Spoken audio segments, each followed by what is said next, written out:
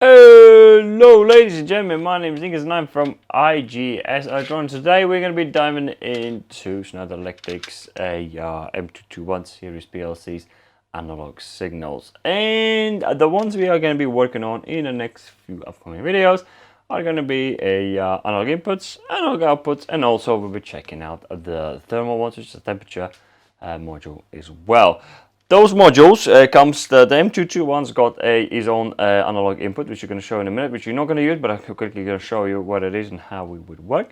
And you can have modules attached to this, to the controller as well. As you can see, one is white and one is black. So these modules can go to three different types of series of the PLCs that Schneider Electric produces. It's M221 and then it's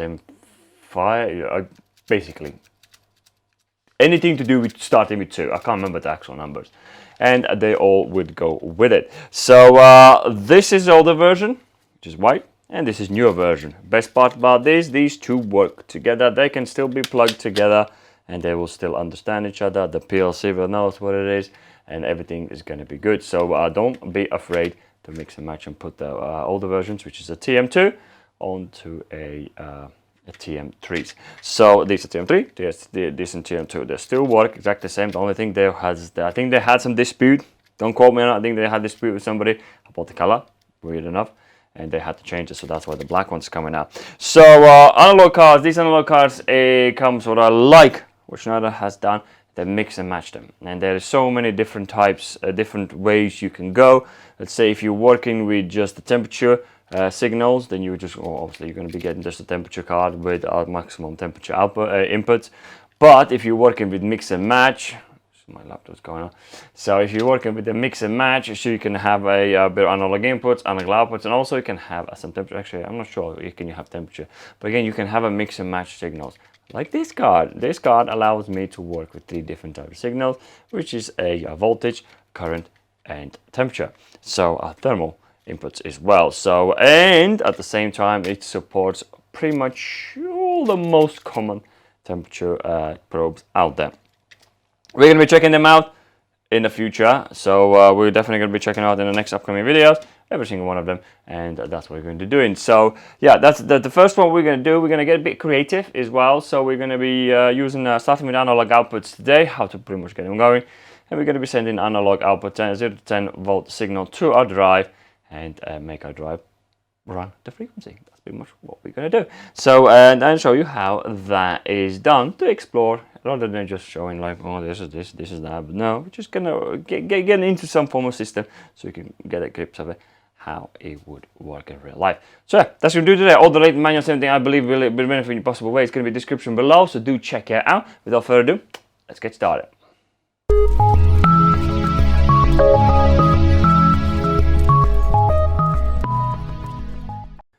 Alrighty, there we are. So before we get started, so I'll quickly show you the card itself. This usually is glued up as per new. I still have a sticker on the shelf because this is gonna go up back for sale in a minute.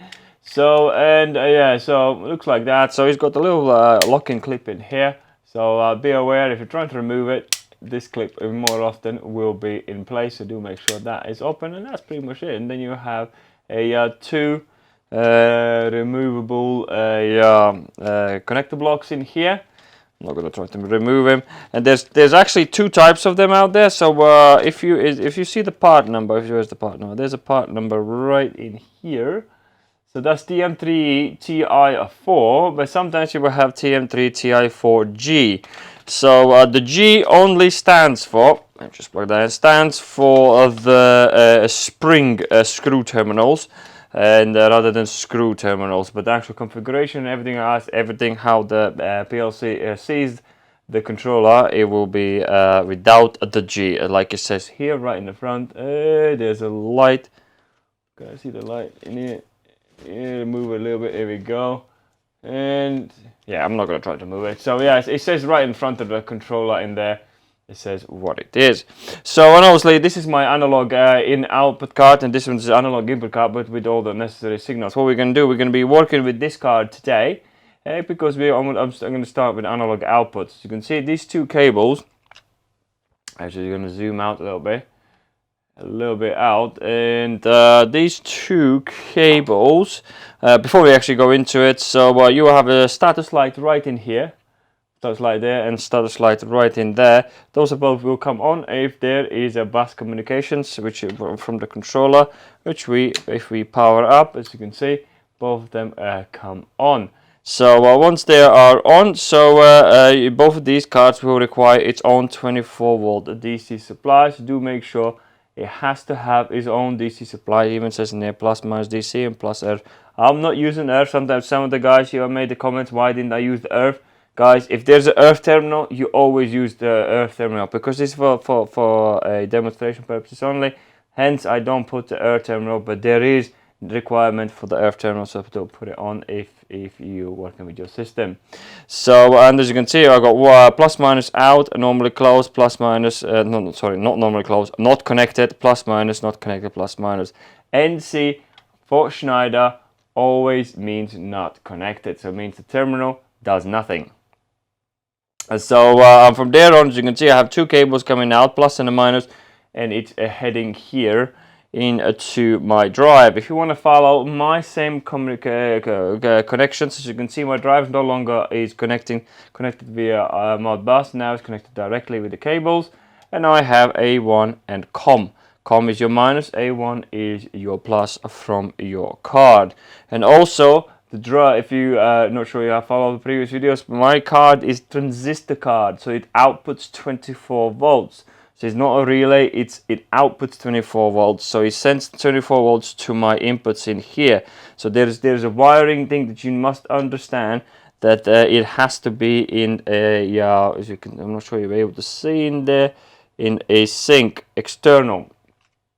And the wiring pretty much works. As you can see, this cable in here comes from here, which is my minus. As you can see, you guys watched the previous videos, I already talked about all this in here. My minus goes into COM right here, which gives basically the COM basically negative for all the IOs on the bottom as well. So when the 24 volt DC comes from the controller into digital input 1, digital input 2, it already has that negative from this COM, so you can operate and turn on and off those IOs. So I thought I'd point that out. So this is pretty much the wiring that we are working on today. So we have a Q2 and Q3 are both connected. We're going to be playing with the Q2 for now. And is it Q2? I think it's, yeah, we Q2, which is going to be starting the drive, and also we're going to be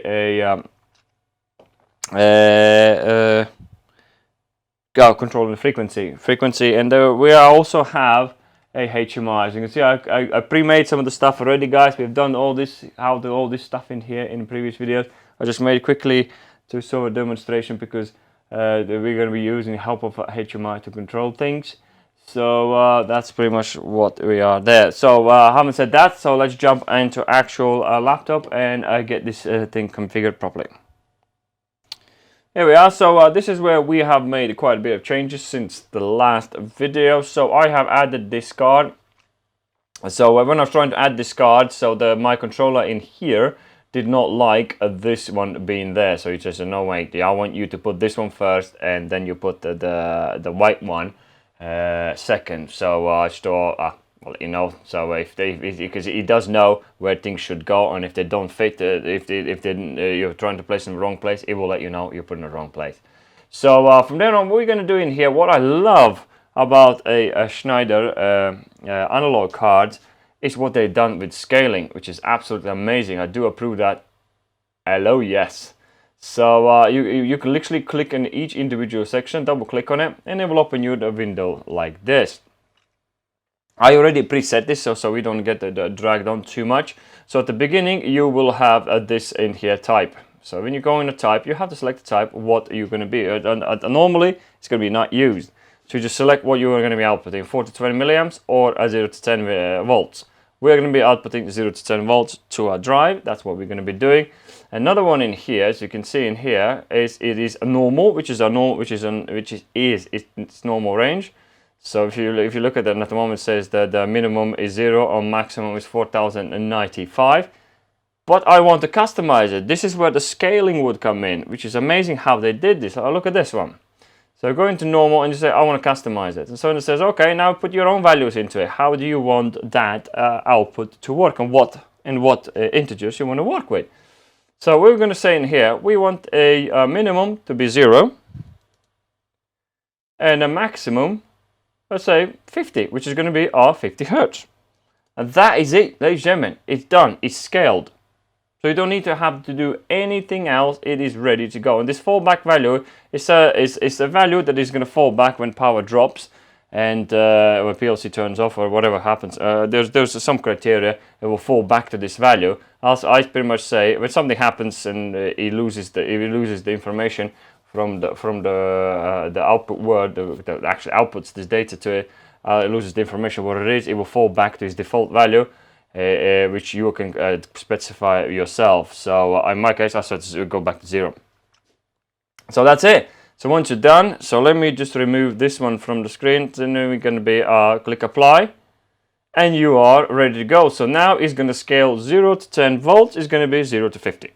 Happy days. How easy is that? So, and then obviously in a program in here, I just created like input 1 can run the drive forward. So we already know this. And also, so writing up the word, as you remember, we've done this before, how the words is writing. So first, you write where you send the data to, because you're going to be using memory words. So our memory words, if you go back into your analog inputs, but if you want to be more specific, you know exactly what you're working for, double click on the thingy. As you can see, we want to send the data, which outputs are 0 to 10 volts, to QW 2.0. So once it's done that, as you can see in here, I typed out percent QW 2.0, and then I need to type up where I'm sending it from. So I say space double dot equals a space percent memory word 0. Memory word is something we have put on our HMI, which you're going to see in a minute, that we can interact with.